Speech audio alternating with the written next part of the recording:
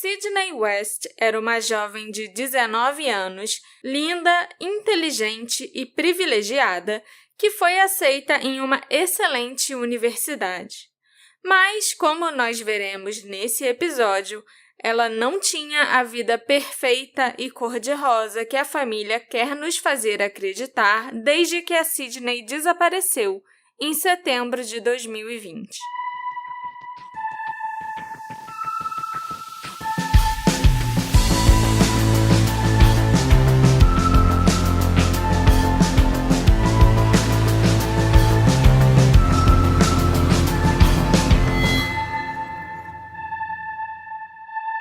Olá, ouvintes queridos! Sejam bem-vindos ao novo episódio do Detetive do Sofá.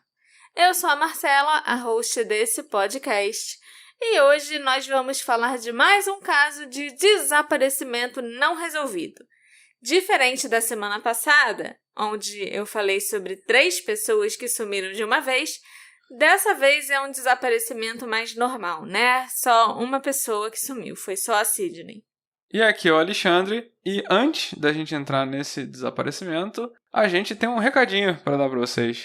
Eu sei que vocês, ouvintes queridos, são entusiastas de True Crime e que vocês adoram explorar crimes e mistérios ao redor do mundo com o Detetive do Sofá. Agora imagina poder acessar os documentos, reportagens e depoimentos que eu uso para escrever os episódios nas línguas originais e desvendar ainda mais detalhes e conexões intrigantes. Aprender um novo idioma com a Babel pode ser a chave para ampliar a sua compreensão e análise dos casos que eu conto aqui no podcast.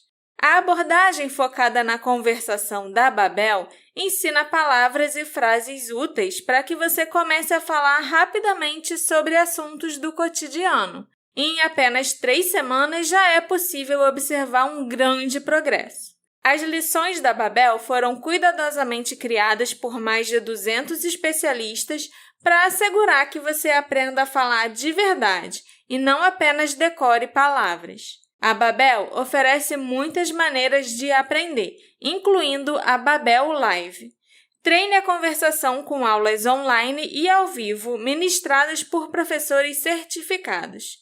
A Babel Live torna o aprendizado de idiomas flexível, com aulas ilimitadas e por um preço acessível. Aproveite a nossa oferta especial e ganhe até 55% de desconto na assinatura da Babel em babel.com/dosofá. O link está aqui embaixo no post desse episódio. E ainda, experimente a Babel por 20 dias sem risco. Isso mesmo, são 20 dias para começar a aprender um idioma de verdade, Alexandre. Recadinho dado. Agora sim, me conta o que aconteceu com a Sydney West. O que aconteceu? Eu não sei, né? Não, a gente vai decidir agora o que aconteceu. Então tá. Eu gosto do episódio que a gente chega e fala, eu acho que foi isso, e fica canon, entendeu? Não precisa ser a mesma conclusão que você ouvinte acredita. Mas eu termino vários episódios aqui falando, foi isso que aconteceu, pra mim tá de boa. Eu acho que esse vai ser um desses episódios. Olha só. Sydney West nasceu em 11 de julho de 2001 e era a filha mais velha de Jay e Kimberly West. A família, que também inclui a irmã mais nova chamada Faith, viveu em Pleasanton, na Califórnia, durante a maior parte da vida da Sydney. Mas em 2017, quando a Sydney estava no ensino médio, eles se mudaram para Chapel Hill, na Carolina do Norte. A Sydney era descrita pelas pessoas que a conheciam como uma garota doce e brincalhona. Seus amigos e sua família afirmam que ela tornava a vida melhor para quem estivesse ao seu redor. A Sydney também era inteligente, se expressava muito bem, era muito falante e se importava muito com o meio ambiente, tanto que ela até convenceu a mãe a começar a fazer compostagem. O vôlei era uma das paixões da Sydney, que tinha um estilo de vida muito ativo. Enquanto frequentava a Foothill High School em Pleasanton, ela era uma das estrelas do time do colégio. E, ao se transferir para a Scarborough High School de Chapel Hill, ela se tornou a co-capitã do time da nova escola. A Sydney, depois de se formar no ensino médio, começou a jogar vôlei de praia em 2019 e 2020. Além de esportes, a Sydney também se interessava muito por artes. Embora ela gostasse de escrever, de desenhar e pintar, a sua forma favorita de expressão era a música. A Sydney constantemente comparecia a noites de microfone aberto em pubs e restaurantes e escrevia e gravava as próprias músicas, que atualmente estão disponíveis no SoundCloud. Embora a Sydney pudesse parecer ter tudo o que ela desejasse, uma vida confortável e privilegiada, ela lutava com problemas de saúde mental. Depois de se formar no ensino médio, em 2019, ela tirou um ano sabático, onde, de acordo com postagens do blog dela, escritas pela própria Sydney, ela começou a ter crises de depressão e ansiedade. Aproveitando que você falou sobre ansiedade e depressão, eu acho que esse é um bom momento para a gente mencionar que esse episódio vai lidar com temas sensíveis, ansiedade, depressão, suicídio. Então, se você ouvinte é sensível a esses temas, a gente recomenda a pular esse episódio, encontrar a gente no próximo, não tem problema, não tem nenhuma vergonha nisso, e tá tudo bem. Durante esse ano, ela viajou para a Austrália, continuou jogando seu vôlei de praia, fez um retiro de yoga no México e os pais contrataram um conselheiro de admissões para ajudá-la a se inscrever nas faculdades onde ela desejava estudar e se preparar também para todo o processo de admissão. Então, o que era para ser um ano sabático acabou se tornando estressante, com muita pressão dos pais e dela própria para que a Sydney entrasse numa universidade da Ivy League, que é o grupo formado pelas 8 universidades mais prestigiadas dos Estados Unidos. Elas são a Universidade de Harvard, Brown, Columbia, Cornell, Dartmouth, Pensilvânia, Princeton e Yale. Os pais também aceitariam, e a própria Sydney também aceitaria entrar para a Universidade de Stanford, que não faz parte da Ivy League, mas tem tanto prestígio quanto essas outras que eu citei. Sim, é bem famosinha. E os pais da Sydney gastaram $15 mil só bancando o tal conselheiro de admissões. Isso sem contar viagens até os campos, das universidades, aquelas viagens que os pais fazem com os filhos nos fins de semana. Pra conhecer em série americana, Uhum. Isso. E sem contar também as taxas de inscrição de cada universidade, que pode passar de $200. E a gente está falando aqui de 9 universidades diferentes, em todos os cantos do país. Então, eram várias visitas e várias inscrições e mais o conselheiro de $15 mil. A Sydney tinha sido uma excelente aluna na escola e estava em pelo menos 8 turmas avançadas, além de ser uma ótima atleta também.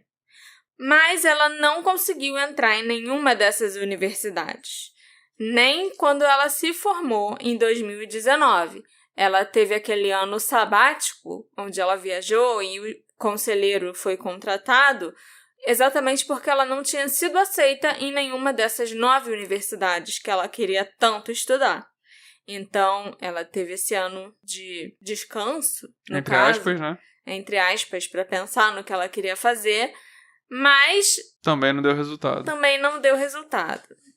Mesmo com esse conselheiro de $15 mil, ela se inscreveu de novo em todas essas faculdades e também em algumas outras, que eram o plano B dela, e mais uma vez ela não conseguiu entrar em nenhuma faculdade da Ivy League, nem em Stanford.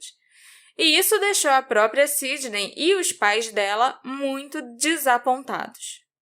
Ela conseguiu, no entanto, entrar na Universidade da Califórnia, em Berkeley, que também é uma universidade de prestígio. Mas ninguém ficou feliz. A Sydney estava se sentindo muito vulnerável e perdida, e se dependesse da vontade dela, ela iria para uma faculdade comunitária para se encontrar, e depois ela tentaria pedir transferência para uma universidade melhor. E eu não tô tirando isso do nada, não, tá? Isso foi a própria Sydney que comentou lá nas postagens dela do Reddit. Que ela realmente queria ir só para uma universidade comunitária, para ver como era, até ela descobrir o que ela queria fazer, e depois ela resolvia a vida dela. Tá, só tem uma coisa que me confundiu aqui agora. Você geralmente pesquisa no Reddit sobre os casos que você tá pesquisando. Sim. A Sydney não comentou no próprio caso. Não, lógico que não. Isso ela tava comentando outra coisa. Ela tinha uma conta no Reddit e ela postava muito nos subreddits que tinham a ver com o processo de admissão para faculdades. Uhum. E aí ela comentou em um desses posts aí, falando sobre o futuro dela e o que ela queria e tal, sobre a faculdade comunitária, que era o grande desejo dela ali Naquele em 2020, mais ou menos. Já os pais da Sydney acharam que a Universidade da Califórnia não era boa o suficiente. O pai dela, ao saber que ela só tinha entrado para Berkeley, pegou um martelo e quebrou o celular da Sydney de raiva. Nossa. O Jay e a Kim, então, disseram para Sydney que ela tinha que fazer um estágio na empresa que o pai dela trabalhava, que era uma startup, e estudar na Universidade da Carolina do Norte, que ficava perto de casa, e as inscrições e mensalidades das universidades são bem mais baixas se o aluno já morar naquele estado. Por exemplo, na própria Universidade da Carolina do Norte, que é onde a Sydney morava com a família, se ela resolvesse ir para lá, o valor que os pais dela iam ter que desembolsar por ano seria em torno de $9.000. Já se ela fosse para uma faculdade em outro estado, principalmente uma dessas mais caras, né, Ivy League ou Stanford, ou até a própria Berkeley mesmo, eles iam ter que desembolsar algo em torno de $70.000. Nossa. Então, assim, a própria Universidade da Carolina do Norte, se você não é da Carolina do Norte, se você não mora lá, também é muito mais cara, entendeu? Ah, tá. Não é porque ela é mais baratona. Não, desculpa, não sei se ficou. Não, eu entendi. É um privilégio. É que nem o carioca paga meia em alguns pontos turísticos do Rio de Janeiro, sabe? É pra galera ali aproveitar, entendeu? Se os pais da Sydney estivessem morando na Califórnia ainda, se eles não tivessem se mudado para Carolina do Norte quando ela estava no ensino médio, aí a mensalidade, né, a anuidade dela da faculdade cairia pelo menos pela metade, de 70 mil ia ficar em torno de $20.000, só por ela ser ali do estado da Califórnia. Entendi. Entendeu? Então tem essa diferença bem grande. Por isso que os pais dela queriam, já que você não entrou para as faculdades que a gente quer, você vai estudar aqui na Carolina do Norte mesmo, fica mais perto da gente, você continua morando em casa, vai ser mais barato e você ainda vai trabalhar na minha empresa. Ponto. Seu destino está definido. E para essa ela passou? Passou, ela foi aceita sim. Mas entre todas as que ela passou, a universidade que tem mais prestígio é realmente a da Califórnia, né, em Berkeley. Uma faculdade comunitária, que é o que a Sydney queria naquele momento, ela nem desejava tanto assim ir para Berkeley, nunca seria aceita pelos pais dela. Então, a Sydney resolveu que, já que ela tinha sido aceita na Califórnia, ela ia estudar lá. E, para surpresa dela, os pais disseram que não pagariam as taxas para alunos de fora do estado da Universidade da Califórnia. Eles só pagariam o mesmo valor que eles iriam desembolsar se ela ficasse na Universidade da Carolina do Norte. Então, a própria Sydney teria que pedir um empréstimo estudantil para conseguir pagar a diferença. E era uma senhora diferença. Ela estava indo para um lugar que custava 70 mil e os pais dela estavam falando que só iam dar 9 mil para ela. Se você quer ir para lá, então você se vira para arrumar o resto do dinheiro. A Sydney também montou uma lojinha online e começou a vender vários dos seus pertences para tentar conseguir levantar pelo menos alguma parte desse dinheiro, né? A vida familiar da Sydney parecia ser uma droga, apesar dos pais dela hoje em dia dizerem que era tudo uma maravilha. Ela constantemente postava no Twitter, no Reddit e no blog que ela possuía sobre as pressões que sofria desde pequena. Ela também escrevia poemas, falava dos seus sentimentos e contava sobre o seu dia a dia. No feriado de 4 de julho de 2020, a família West viajou para uma casa no lago para aproveitarem o feriadão. E durante essa viagem, a Sydney pulou no lago de cima do telhado de uma casa de barcos e sofreu uma concussão grave. Pra mergulhar ou... Para mergulhar. Ah, tá. Ela queria impressionar o pai, na verdade. Tipo, olha só, pai, como eu sou foda, eu vou pular aqui de cima lá na água. Aí o pai dela ainda chegou a falar, não, Sydney, é muito alto, tipo, vai bater na água igual concreto, mas aí nisso ela já tinha pulado. E aí ela acabou sofrendo uma concussão. Em agosto de 2020, a Sydney foi para a Califórnia para começar as aulas em Berkeley. Ela começou a cursar o programa Freshman Ed, que é desenvolvido especialmente para calouros e oferece um início antecipado da experiência em Berkeley.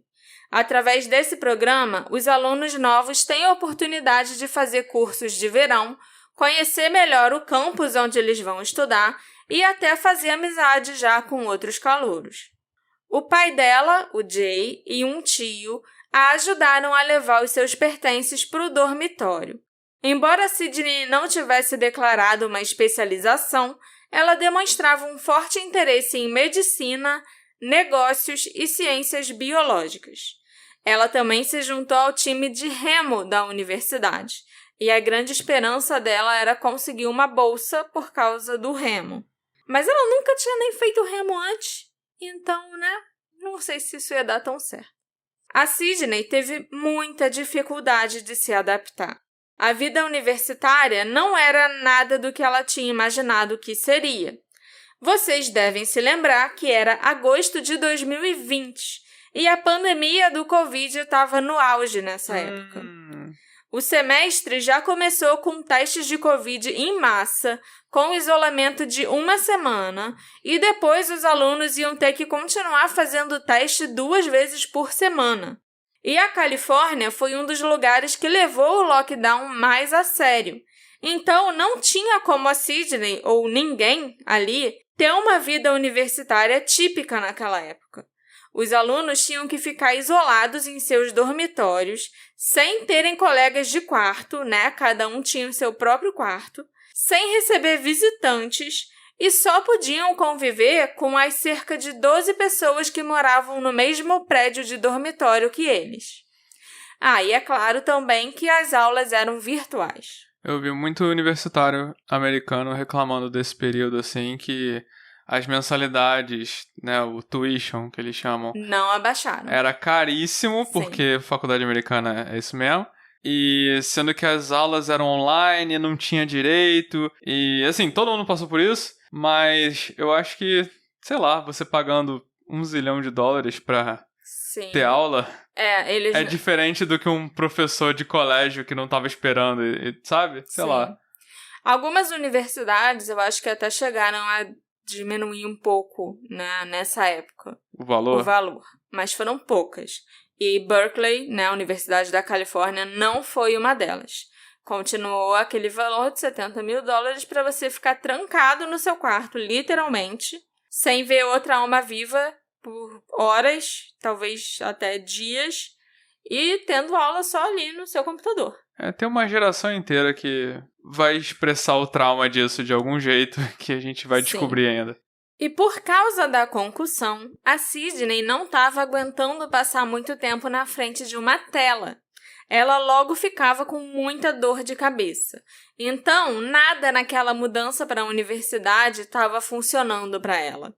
A Sydney não conseguiu fazer amigos, não tinha vida social, estava ainda mais isolada do resto do mundo, já que todo mundo tinha que se comunicar através de uma tela naquela época, coisa que ela não aguentava fazer. A Sydney, então, decidiu trancar a faculdade, se recuperar completamente da concussão e voltar no ano seguinte, em 2021, quando as coisas estivessem melhores. Como ela trancou a faculdade, a Sydney não podia continuar morando no campus. Então, ela pensou nas possibilidades que ela tinha e resolveu que não queria voltar para casa na Carolina do Norte. A Sydney continuou na Califórnia e morou por alguns dias na casa de seu tio, que tinha ajudado ela na mudança. Ela também ficou na casa de alguns amigos enquanto decidia o próximo passo que ela daria. No dia 29 de setembro, a Sydney resolveu ir para São Francisco e se hospedou no Hotel Hilton, no distrito financeiro da cidade. Nessa tarde do dia 29, a Sydney falou com o pai pela última vez. O Jay e a filha ficaram por quase 2 horas no telefone e, segundo o pai, ele e a Sydney conversaram bastante e teriam expressado a sua afeição um pelo outro. Além disso, a Sydney teria dito que sentiu que tinha decepcionado a si mesma e a sua família, e o pai insistiu que ela voltasse para casa. Eu acho muito triste que a Sydney tenha se sentido dessa forma, porque ela foi uma ótima aluna a vida toda. Ela entrou para a Universidade da Califórnia, que é a primeira opção de muita gente. Para ela era só o plano B, né? Claro que a pandemia com certeza não ajudou. Ela mexeu com o estado de espírito de todo mundo, mas a Sydney tinha muito do que se orgulhar. Enfim, né? Nesse dia, o Jay, o pai da Sydney, estava em San Diego, também na Califórnia. Ele tinha viajado a trabalho e aparentemente queria ver a filha no dia seguinte, para convencê-la a voltar para casa com ele. Mas a Sydney parece não ter concordado com isso. Os dois combinaram de se falarem no dia seguinte, mas isso não aconteceu. Na manhã seguinte, quando acordou por volta das 7 da manhã, o pai da Sydney logo pegou o celular e tentou verificar a localização da filha, mas não era possível rastrear o celular da Sydney. Essa foi uma das coisas que mais me incomodou. Não o fato de ambos os pais poderem rastreá-la, mas o fato de que a mãe dela tinha acesso aos e-mails, redes sociais e conta bancária da filha. A Sydney não tinha privacidade nenhuma, então não me surpreende em nada que ela de vez em quando resolvesse desligar a localização do celular e que ela tivesse várias contas diferentes do Instagram, por exemplo. Mas sobre o celular a gente vai falar de novo depois. O pai não conseguiu ver a localização da Sydney e tentou ligar para ela, mas a filha não atendeu. Ia direto para a caixa postal. Depois de mandar mensagens SMS e deixar alguns recados, o Jay ligou para a esposa, a Kim, e pediu a ela que acessasse os e-mails, o Facebook, Instagram e a conta da Sydney para ver se ela descobria alguma coisa. Nossa. A Kim não achou nada de estranho nas redes da filha, mas ela viu que a Sydney tinha pagado uma diária num hotel em São Francisco, e a família não sabia que ela tinha ficado num hotel na noite anterior.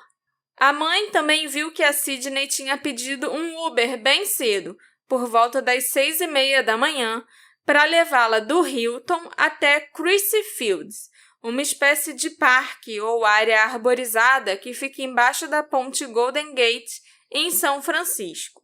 Fica bem na entrada da ponte, né, na verdade. Esse local é conhecido como um lugar onde as pessoas vão para praticar atividades ao ar livre, como ciclismo, corrida e yoga. Na manhã em questão, estava excepcionalmente nublado. O Jay, o pai da Sydney, então, ligou para o irmão dele, que morava na região, e os dois se encontraram e foram juntos até esse local, até Crissy Fields, para procurar a Sydney. Eles passaram algumas horas procurando por ela e nada. No dia seguinte, dia 1º de outubro, o pai dela voou de volta para casa na Carolina do Norte. E lá, o Jay e a Kim reportaram o desaparecimento da Sydney para a polícia. O relatório do desaparecimento da Carolina do Norte foi imediatamente transmitido às autoridades de São Francisco e um relatório também foi elaborado lá. O primeiro passo tomado pelos investigadores em São Francisco foi interrogar o motorista do Uber que tinha levado a Sydney até Crissy Fields na manhã de 30 de setembro. O motorista foi totalmente cooperativo e foi descartado como suspeito. O porteiro do Hotel Hilton também foi interrogado pela polícia e ele afirmou que tinha conversado com a Sydney enquanto ela esperava o Uber, a ajudou a entrar no carro e ela parecia estar agindo normalmente. Tanto o porteiro quanto o motorista afirmaram que a Sydney era uma jovem muito simpática, educada e encantadora para conversar. Por isso, eles se lembraram dela vividamente quando foram questionados dias depois. Alguns dias após o desaparecimento, a mochila da Sydney foi encontrada em Crissy Fields. Ela estava meio que escondida entre alguns arbustos. A polícia até pensou inicialmente que alguém poderia ter roubado a mochila da Sydney e largado ali no parque. Mas, estranhamente, todos os pertences da Sydney estavam lá dentro. Até coisas mais caras, como o notebook dela, por exemplo. Era como se a própria Sydney tivesse deixado a mochila escondida ali. E além do notebook, havia alguns desenhos feitos pela Sydney, lápis de cor, alguns cadernos e roupas dentro da mochila. O próximo passo dos investigadores foi analisar as imagens das câmeras de segurança da região e da ponte Golden Gate. A Sydney pôde ser vista andando na ponte com a sua mochila nas costas, vestindo calça legging preta, moletom azul petróleo e tênis Vans modelo slip-on verde escuro e preto. Ela estava de óculos de grau e com os cabelos longos presos num coque no alto da cabeça. A Sydney tem cabelo castanho claro e olhos azuis, e ela é muito bonita. Ela estava andando na ponte, nessas imagens da câmera de segurança, e de repente ela se virou, como se ela tivesse lembrado de alguma coisa, sabe, ou algo assim, e ela voltou correndo na direção de Crissy Fields. Nós não temos como ter certeza disso, mas ela provavelmente resolveu esconder a mochila nos arbustos nesse momento, porque quando ela aparece de novo nas imagens, na entrada da ponte, ela está sem a mochila, só com o celular na mão e com o fone de ouvido. A Sydney West foi vista pela última vez passando pela segunda câmera de segurança da ponte Golden Gate. Mas, por causa do denso nevoeiro que havia na ponte e na cidade naquela manhã, não é possível saber o que aconteceu com a Sydney depois disso. Ela não aparece mais nas imagens das câmeras. É como se ela tivesse sido engolida pelo nevoeiro. Nossa, misterioso. O Jay, o pai da Sydney, e um investigador particular contratado pela família, chamado Scott Dudek, tiveram a chance de assistir a essas imagens. Eles até passaram algum tempo observando atentamente a entrada e a saída da ponte, mas a Sydney não foi vista novamente. É importante observar que não houve atividade em seu telefone, contas bancárias ou contas de redes sociais desde o dia 30 de setembro. E assim como a própria Sydney, o seu celular e os fones de ouvido não foram encontrados. Segundo a família West, quando eles moravam na Califórnia, a ponte Golden Gate era um dos lugares preferidos da Sydney, que amava correr e se exercitar por ali e tirar fotos da paisagem também. Quando a Sydney foi dada como desaparecida, o Departamento de Polícia de São Francisco procurou ativamente por ela pela cidade e pela Bay Area. Suas informações foram inseridas no banco de dados do National Crime Information Center e o caso está nas mãos do Departamento de Pessoas Desaparecidas da Unidade de Vítimas Especiais. Os detetives do caso permanecem calados sobre a investigação e sobre pistas potenciais que eles estejam seguindo.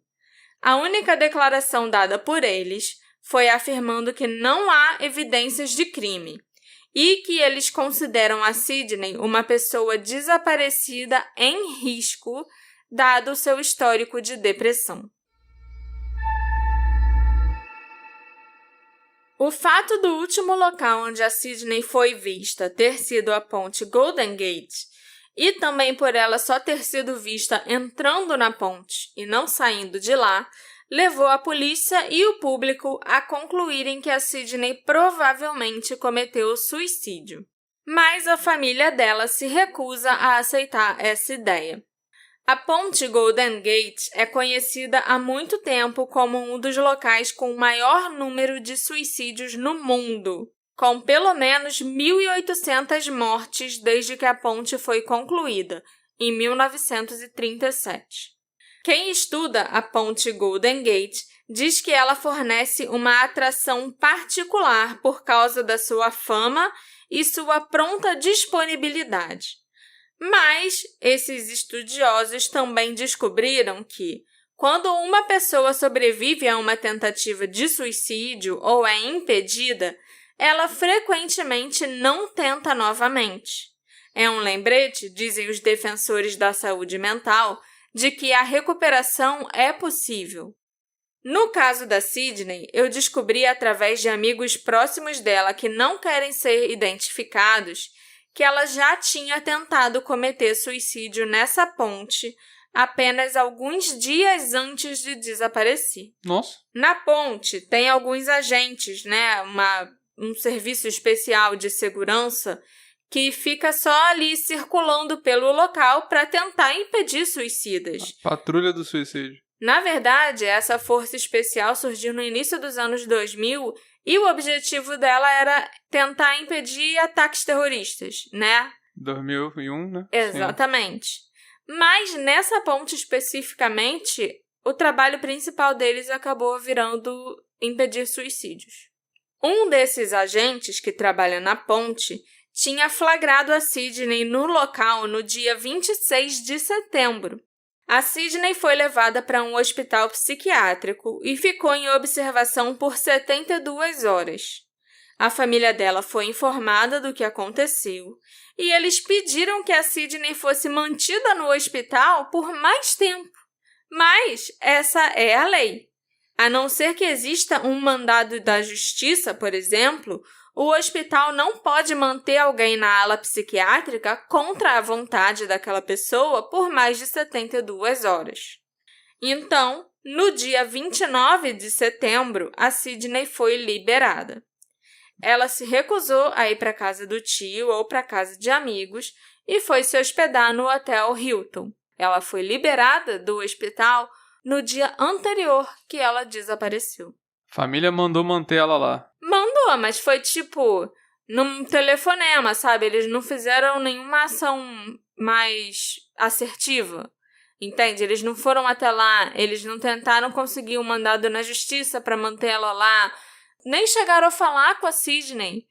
Ninguém voou pra lá pra ficar com ela, eles só falaram no telefone, então, já que ela tá aí, deixa ela já ir. que vocês conseguiram impedir, né, a tentativa de suicídio e ela tá bem, tá aí sendo cuidada, deixa ela ir mais tempo, deixa ela ficar internada aí. E só que eles não podiam fazer isso. Então, pelo menos em relação ao caso da Sydney, esse estudo que diz que as pessoas que têm a sua tentativa impedida geralmente não tentam novamente, não parecia estar certo.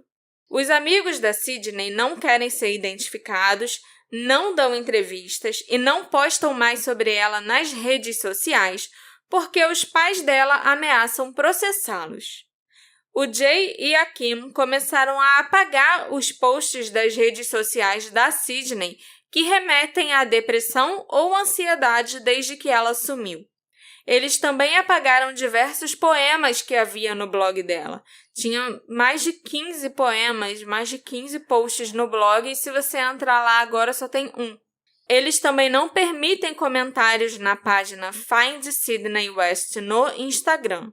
Logo que ela desapareceu e um grupo foi criado no Facebook, os amigos dela eram muito ativos e comentavam sempre sobre como a Sydney se sentia, sobre o que eles achavam que podia ter acontecido com ela, como era o relacionamento dela com a família, coisas assim. Mas os pais dela iam lá e ou apagavam os comentários e posts dos amigos, ou começavam a discutir com os amigos, dizendo que eles não sabiam de nada da realidade da Sydney. Na verdade, parece que os amigos conheciam a Sydney muito melhor do que os pais dela tentaram conhecer. Até no programa Desaparecidos do Investigação Discovery, que foi onde eu conheci esse caso, não tem nenhum amigo da Sydney dando entrevista. Só os pais, um tio e um investigador particular. E isso sempre me chama a atenção. Eu até achei esse caso bem parecido com o da Tiffany Valiante, que nós já cobrimos aqui, com a diferença de que o corpo da Tiffany foi encontrado. Os pais têm certeza que a Tiffany está morta, apesar deles rejeitarem a ideia de ter sido um suicídio. Já aqui no caso da Sydney é um pouco mais difícil e nebuloso, porque a gente não tem certeza do que aconteceu com ela. Não tem um corpo, ela só está desaparecida. Na neblina. Na neblina. Outra coisa importante que eu descobri com os amigos da Sydney é que ela tinha um celular pré-pago que ela usava escondido, sem os pais dela saberem nem que ele existia. Era um celular reserva que ela usava quando ia sair e não queria ser rastreada pelos pais. Ela tirava o chip do aparelho que ela normalmente usava e colocava nesse celular pré-pago. E ela deixava o celular oficial dela em casa, conectado no Wi-Fi. Então, se alguém rastreasse, ia achar que ela estava em casa, ou no dormitório, por exemplo. Ela também tinha uma conta no Reddit, que os pais dela nem sabiam que o tal do Reddit existia até pouco tempo atrás. E tinha contas no Instagram que eram trancadas. Então, os pais não podiam acessar. E eles também não tinham a senha dessas contas extras, né? Que a Sydney tinha. Fake dela. Só tinham a conta oficial dela, que é aberta para todo mundo ver. A Sydney também não era amiga da mãe no Facebook e chegou a trocar de senha por um tempo para Kim parar de espioná-la. Esse celular pré-pago da Sydney foi encontrado dentro da mochila dela, mas os pais até hoje se recusam a admitir na mídia que esse outro celular existia.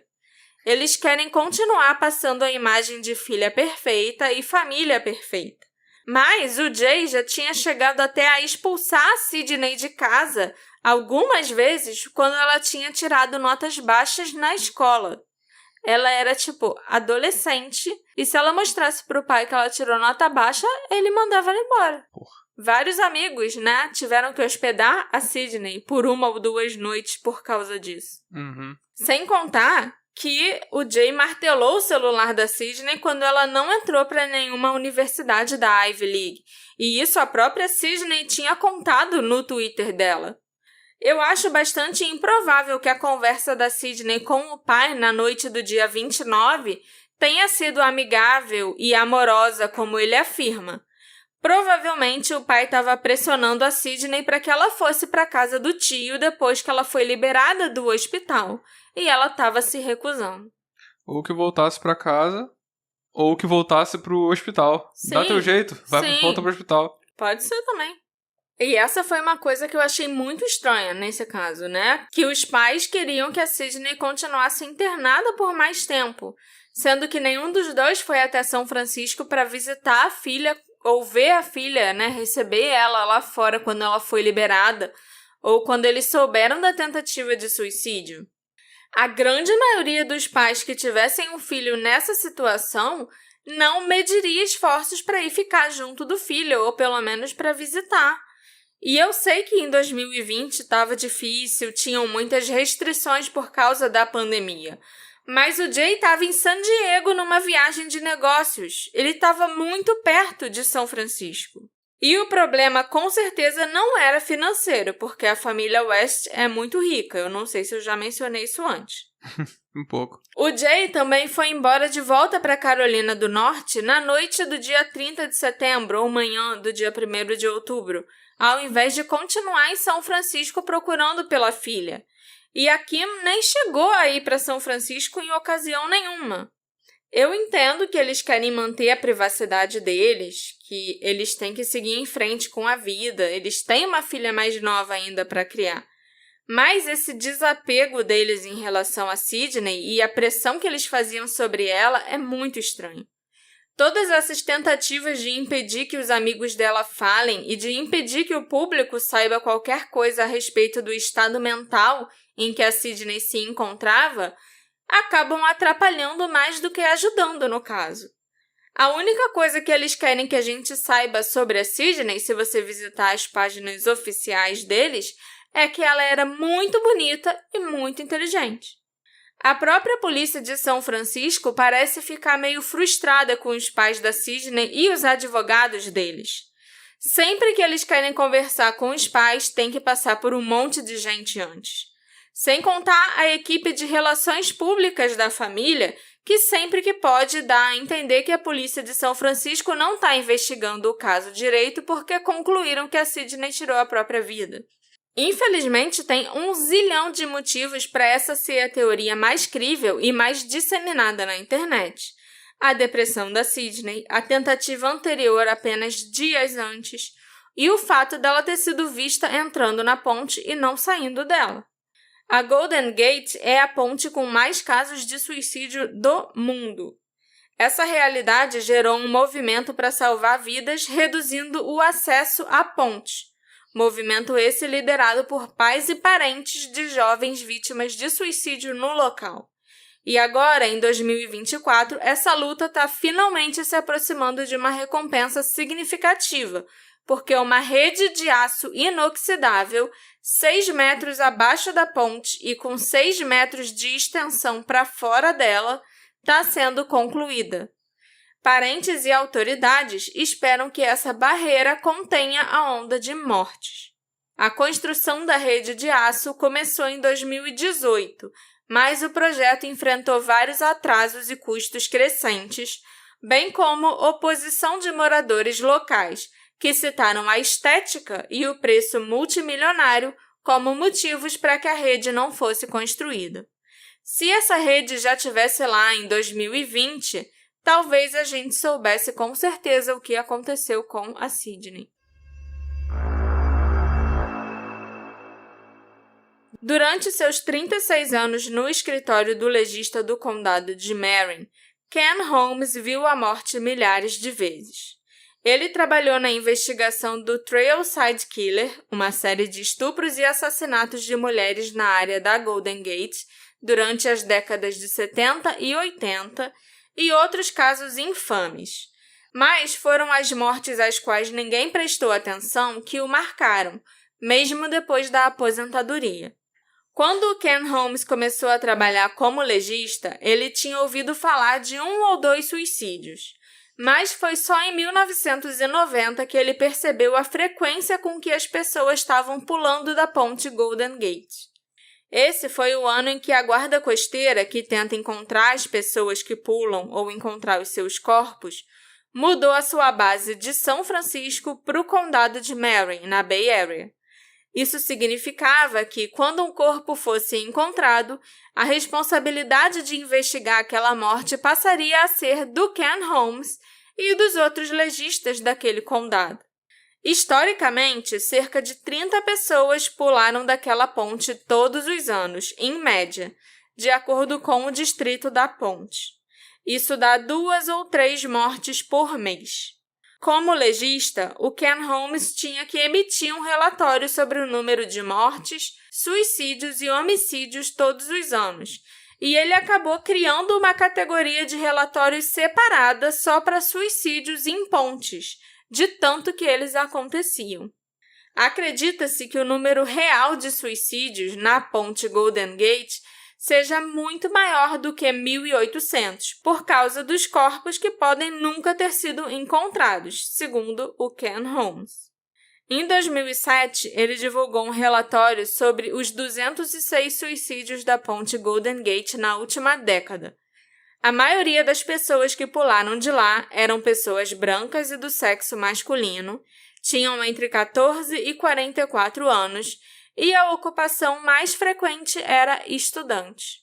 Inicialmente, o Ken Holmes se opunha à cobertura da mídia sobre suicídios, porque ele achava que isso dava às pessoas um incentivo para pular da ponte. Mas depois de anos vendo pouca mudança, ele passou a acreditar que limitar a cobertura da mídia não ajudava. A experiência o motivou a se envolver com a Bridge Rail Foundation, uma organização sem fins lucrativos dedicada à prevenção do suicídio. O Ken Holmes se juntou ao grupo de voluntários e decidiu chamar a atenção do público para as tragédias. O principal objetivo da fundação era conseguir que essa rede de aço fosse implementada para dissuadir as pessoas de saltarem da ponte. Um argumento comum contra essa rede de aço era que se as pessoas quisessem morrer, elas encontrariam outra maneira de fazer isso, em outro lugar. Mas estudos mostraram uma forte associação entre a ponte Golden Gate e suicídios, sugerindo que reduzir o acesso à ponte poderia reduzir substancialmente o número de mortes. Entre 2005 e 2008, Mel Blaustein, o psiquiatra-chefe do Hospital St. Francis Memorial em São Francisco, assistiu pessoas transferidas para o pronto-socorro após tentativas de suicídio, incluindo aquelas levadas para lá involuntariamente. O Mel Blaustein se lembra de ter perguntado a 63 indivíduos: por que a ponte Golden Gate? E a resposta mais comum foi que lá era rápido e acessível.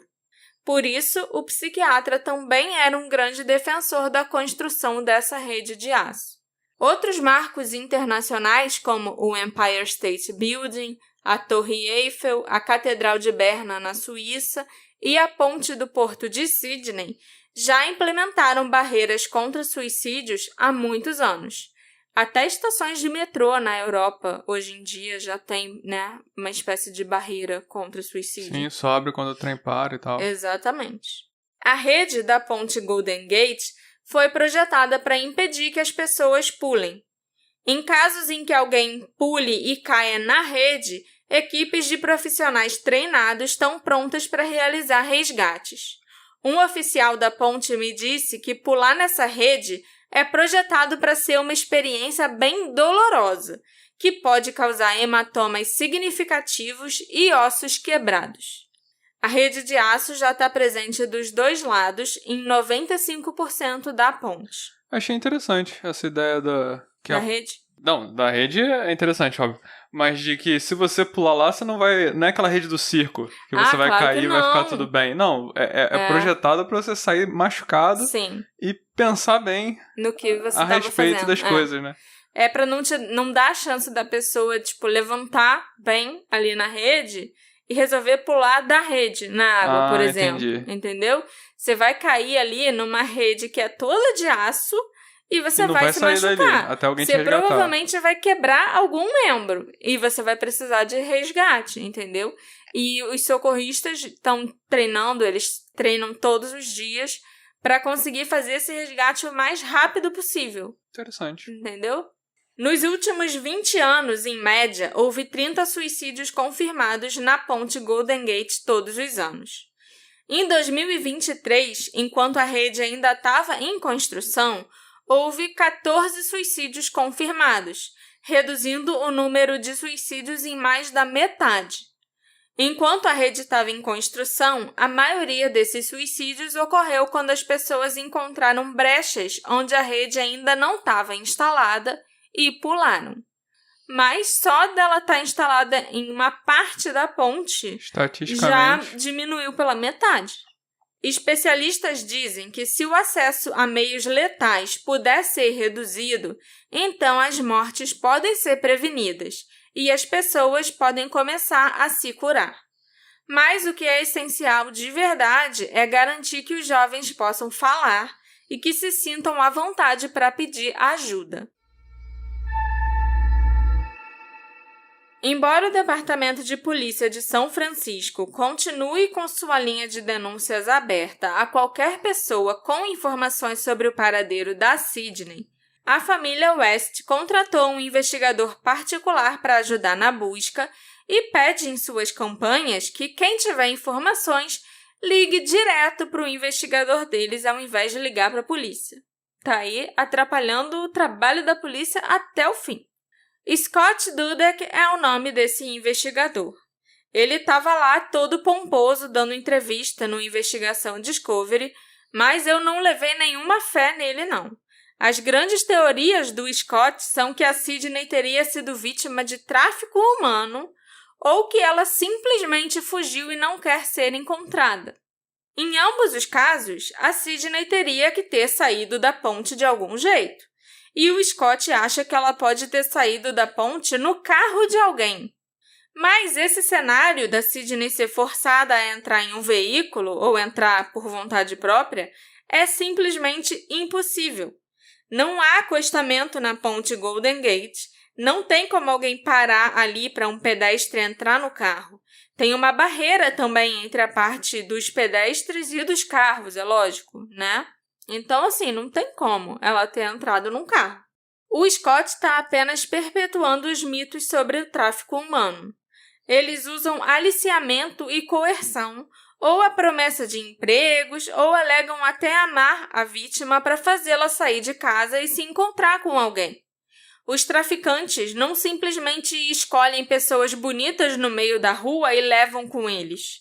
Ainda mais numa ponte movimentada de 6 pistas a centenas de metros de altura. O sequestro por parte de estranhos também é algo bem raro. Não é assim que nem o Scott está falando lá na entrevista dele do Desaparecidos. Passou o carro do tráfico sexual e Pois levou. é, e levou a Sydney. Pelo menos a Kim, a mãe da Sydney, admitiu depois de falar com uma organização anti-tráfico humano que ela já não acredita mais que essa seja uma possibilidade no caso da Sydney. E eu continuo achando que o Scott está viajando, ou que ele é meio incompetente, ou que ele está só ganhando dinheiro em cima da família West. Já sobre a teoria da Sydney ter resolvido desaparecer e deixar tudo para trás, eu adoraria acreditar que foi isso que aconteceu. Se tem alguém que merecia largar tudo e ir ser feliz, é a Sydney. Eu adoraria também se nós tivéssemos alguma pista que indique essa possibilidade. Eu adoraria imaginar a Sydney vivendo feliz e sem pressão em algum lugar, decidindo o que ela quer para a vida dela. Mas eu acho improvável. Não impossível, né? Mas muito improvável. São Francisco foi provavelmente uma das cidades mais rigorosas com restrições de Covid naquela época. Chegava a ser assustador como a cidade estava vazia, não tinha nem carro na rua direito. Os restaurantes estavam abertos para refeições ao ar livre, né, do lado de fora, na calçada, mas havia muito poucas possibilidades para as pessoas se reunirem em ambientes fechados. Ainda não tinha vacina e nenhum fim à vista para o Covid. Além disso, foi um ano muito complicado, o ano de 2020, em termos de incêndios florestais. Então, embora em teoria as pessoas pudessem se encontrar em parques, fazer caminhadas e tal, a fumaça era tão forte que ninguém conseguia ficar do lado de fora de casa por muito tempo. Isso, né, no verão. Inclusive, 3 semanas antes da Sydney desaparecer, teve um dia que o céu todo ficou laranja e a fumaça bloqueou o sol em São Francisco. A ponte Golden Gate já costuma ficar com algum nevoeiro ou neblina durante as madrugadas, de manhã cedo e tal. E estava muito pior, já que tinha a fumaça dos incêndios também. E por que eu estou falando isso? Porque um investigador particular da família, o Scott, afirma 2 coisas que são meio contraditórias. Ele diz que a ponte estava muito movimentada quando a Sydney estava por lá, e que alguém tem que ter visto a Sydney. Lembrando, né, que além da polícia, as únicas pessoas que viram a filmagem da Sydney na ponte foram o pai dela, o Jay, e esse investigador particular, o Scott. E ele também diz que o fato da gente não conseguir ver a Sydney sair da ponte nas imagens é porque o nevoeiro e a fumaça estavam muito fortes. Então, a Sydney saiu da ponte e fugiu para começar uma nova vida e as câmeras de segurança não captaram isso. A família West implora que as pessoas na ponte naquele dia que tenham visto a Sydney apresentem alguma informação. Ou se alguém viu a Sydney depois disso também. Mas não tinha como aquela ponte estar cheia de gente e de movimento em pleno lockdown na pandemia às 6h45 da manhã. As pessoas não estavam indo trabalhar, sabe? Não estavam nem saindo de casa, ainda mais às 6h45 da manhã. E se alguém tivesse lá, por acaso, na ponte, não ia ter conseguido ver nada por causa da bendita fumaça. Ninguém viu a Sydney sair da ponte, assim como ninguém deve ter visto a Sydney pular. A Kim, a mãe da Sidney, afirma que a família e as autoridades receberam uma série de pistas ao longo dos anos, incluindo várias vezes em que alguém tinha certeza de ter visto a Sidney, mas essas pistas não levaram a lugar nenhum. Mesmo assim, a família West permanece resoluta apesar da falta de progresso tangível. O Jay, o pai da Sidney, afirmou que sua filha não tomaria uma atitude tão drástica por causa do seu amor pela sua família, principalmente pela irmã mais nova, e porque ela estava muito animada para a faculdade em 2021. Eu acho que o pai da Sidney está vivendo numa realidade paralela, né? Porque ele está enxergando algo que é completamente diferente da realidade. É engraçado, de certa forma, que os argumentos do Jay para a filha dele não ter cometido suicídio também serviriam de argumento contra ela ter se mandado, ela ter resolvido desaparecer e largar tudo. Porque, ela não ia cometer suicídio já que ela amava a família e estava animada para a faculdade. Ela também não ia fugir de casa e desaparecer se ela amasse a família e estivesse feliz, entendeu? Uhum. Eles estão completamente presos à questão de que o corpo da Sidney nunca foi encontrado. Infelizmente, é bem provável que ele nunca seja.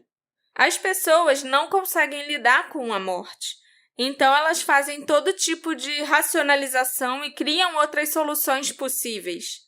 A Sidney está vivendo numa praia e tocando violão. Ela está cantando em restaurantes por aí. Ela perdeu a memória por causa da concussão, coisa que pode acontecer em concussões sim, mas não foi o caso da Sidney, né? Então ela não sabe quem ela é e por isso ela não volta para casa. E sim, essa é outra teoria maravilhosa do investigador particular da família West. E falando na concussão, concussões anteriores são um fator de risco conhecido para suicídio. Concussões por si só podem causar ansiedade e depressão. Elas causam inflamações e inchaços no cérebro, alterações hormonais, entre outras coisas. Ter uma concussão parece ser um grande problema, porque pode desencadear uma série de outras coisas e problemas de saúde mental e até mesmo ideação suicida. E a Sidney já estava deprimida antes mesmo de sofrer a concussão. Eu queria só levantar uma questão para a gente pensar que esse caso parece bem com o da Tiffany Avaliante, né? Que a gente fez o episódio, teve a Dai do Composição do Crime. Sim. E a gente meio concluiu isso que você já acabou de falar dos pais da Sidney, que é uma família em negação, eles não conseguem aceitar. Naquele caso lá, os pais... A gente vê que os pais pareciam que vacilaram também. Sim. Quem quiser, escuta lá o episódio da Tiffany Avaliante. Acho muito legal. Mas esses pais em específico, eu acho que é vacilo eu falar isso. Porque, de novo, são pessoas que perderam um ente querido. Todo mundo vai reagir de um jeito. Mas eu fiquei com uma vibe de que, não sei se ao invés de ser isso, de eles estarem em negação, ou somado a isso, tem também um quê de a gente precisa manter as aparências, Sim. Sabe? Então, por exemplo, é muito importante não a gente negar pra gente, só pra dentro. É importante a gente negar pra fora e controlar a narrativa, e deletar os comentários, e ameaçar, processar. E aí, pra todo mundo que importa pra eles são as vítimas. Sim. Então, enquanto que parece, pelo tudo que você falou, que eles botaram muita pressão na garota. Eles provavelmente agiram mal quando ela tentou se suicidar pela primeira vez. E toda a decepção, toda a cobrança. E isso é complicado. Pra qualquer pessoa, eu acho, que cresça sobre essas condições, Sim. né? De sempre exigir mais, o melhor. E aí, quando chega na hora, você não entrega. E aí você sente a decepção dos pais e você sente a decepção sua. Só que é pior porque você sabe que seus pais não vão ficar contentes só com a sua decepção interna. Sim. Eles vão demonstrar a decepção deles, né? E é o que foi que aconteceu com ela. Ela sofreu diversas consequências quando ela tirava nota baixa, quando ela não passou na faculdade certa, etc e tal. Então, eu queria dizer que me passou uma vibe de que é mais sobre eles serem as vítimas. Não Sim. só a negação de, tipo, nossa filha não podia fazer isso. Eu acho que é muito... A gente não pode ser conhecido como a família que botou tanta pressão na filha Sim. que ela acabou se matando. Sim. Não importa o que os amigos dela pensam, porque os amigos dela não são ninguém pra eles, mas muito provavelmente os amigos deles, Sim, a família deles. Com certeza. Entendeu? O que sai no jornal. Então tem que ter uma equipe de PR, tem que ter um monte de advogado. Eu fiquei com essa impressão que eu acho diferente em relação à família da Tiffany, que no final, por mais que a família da Tiffany tenha vacilado, eu acabo ficando com pena deles. Eu fiquei com a impressão que era só um mecanismo de defesa deles. Enquanto que a família da Sydney, não duvido que eles estejam sofrendo, não duvido que eles estejam em negação, mas tem algo a mais aí. Enquanto eu assisti o episódio sobre a Sydney no Desaparecidos, tiveram algumas pequenas coisas que me chamaram a atenção. Igual quando a gente assistiu o episódio da Tiffany no Unsolved Mysteries. Primeiro, que nenhum amigo dela estava lá. Né? Isso eu já falei aqui. Segundo, que o pai dela é uma pessoa que parecia ser mais próximo da Tiffany e ele demonstra emoção, sim, no episódio. Ele chora em diversos momentos. Mas em relação ao pai, teve uma fala dele que eu achei tão estranha, que ele comentou sobre quando ele assistiu o vídeo da Sydney na ponte. Tem um momento que ela corre, né, de volta para a entrada da ponte e volta sem a mochila. E aí ele falou que, tipo, nesse momento que ele assistiu esse vídeo, ele se lembrava... porque quando a Tiffany estava correndo de volta para a entrada da ponte, ela estava correndo exatamente como eu ensinei. Ela estava correndo do jeito certo para você correr sem lesionar o seu joelho. Então ela com certeza estava fazendo isso para me impressionar. E aí depois a Tiffany volta, né? E não é mais vista. E eu fiquei pensando, por que a garota ia estar pensando em te impressionar num vídeo de câmera de segurança de uma ponte que ela não sabe nem se você um dia vai ver. Que ela desligou o celular, você nem sabia que ela ia estar lá. Não era nem pra você saber que ela estava lá. Mas esse era o pensamento dele. Que ela estava fazendo do jeito certo, do jeito que eu ensinei. E era pra me impressionar. Acho que acrescenta isso que eu falei um pouco. Olha, as qualidades dela boas, o jeito que ela corre... É minha responsabilidade. Isso. O crédito é tudo meu. Entendeu? Agora, toda a parte de saúde mental, todas as falhas em conseguir nota em faculdade e tal, isso nem existe. Não existe. Nem se fala. Exatamente. No blog dela, em 2019, a Sydney escreveu: cansada de ser consumida pela ansiedade. Cansada disso tomar conta dos planos da minha vida. Me fazendo parecer nada mais do que uma garota ambiciosa que falava, mas simplesmente não tinha coragem suficiente para fazer. Que se achava especial, achava que poderia mudar o mundo, mas não conseguiu. Que é secretamente insignificante. Veja, eu não acredito nisso, mas a voz dentro da minha cabeça sim. E será que ela está errada? Eu não sei. Os posts que a Sydney fazia no blog definitivamente mostravam sinais de depressão. Ela falava sobre ser perfeccionista e não atingir o seu potencial. Até a bio do Instagram dela dizia o seguinte: atingir o pico na escola primária. Nossa. Os jovens de 19 anos em geral não pensam assim. Eles são entusiasmados para irem para a faculdade achando que eles vão conquistar o mundo, né? Que eles são demais, que eles são os melhores. E a expressão mais normal é atingir o pico no high school. No ensino médio. Dela era middle school. O dela não, meu pico não foi nem no high school. Foi antes ainda. É muito triste que a Sydney se sentisse dessa forma e que ela não tenha recebido ajuda. Que ninguém responsável por ela tenha prestado atenção suficiente e visto que ela estava sofrendo. É também muito frustrante que a família West tenha excluído muitas das suas contas de mídia social e feito o possível para remover quaisquer postagens sobre a sua depressão, problemas familiares ou lutas internas.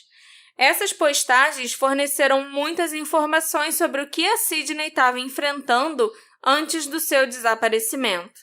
É como se eles tivessem apagado uma parte da Sydney, a parte que poderia envergonhar a família, sabe? A parte que eles não gostavam nem de lembrar que existia.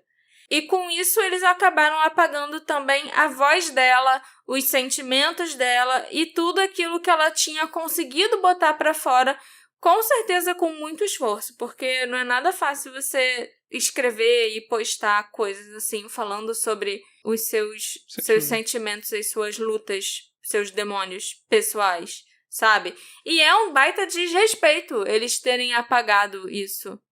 A Sydney sumiu há quase 4 anos e mesmo assim, depois de tudo isso, até hoje ela continua não sendo ouvida pelos pais. Até os amigos dela são silenciados quando eles tentam dar voz a Sydney. Ela estava no meio da ponte. Ela deu meia volta e foi deixar a bolsa dela escondida no parque. A Sydney não precisava mais daquela bolsa. Ela não precisava de nada que estava lá dentro. Talvez ela só quisesse escutar alguma música no celular enquanto caminhava. Eu acho que ela deixou a bolsa para trás porque ela queria deixar uma prova para os pais de onde ela estava indo ou do que aconteceu com ela. E eles continuam não enxergando e não escutando também o que a Sydney queria dizer para eles esse tempo todo. A família da Sydney ofereceu inicialmente $10.000 de recompensa por pistas que levassem ao paradeiro dela em fevereiro de 2021. Depois de um mês sem nenhuma pista, eles aumentaram a recompensa para $25.000. Ela está sendo oferecida até hoje. Esse episódio foi feito graças à contribuição da nossa querida apoiadora, Lari Melo. Muito obrigada pela sua colaboração, Lari. Obrigada por você ter escolhido se tornar nossa apoiadora, por você gostar tanto desse podcast. Eu espero que você se divirta lá no nosso grupinho e que você também tenha gostado desse episódio, né? Eu não sei se foi, assim, um grande mistério pra gente resolver, mas eu acho que foi uma discussão muito importante, certo? Concordo. Sobre como os jovens devem ser mais ouvidos, né? E sobre como você tem que prestar atenção nas pessoas que estão ao seu redor.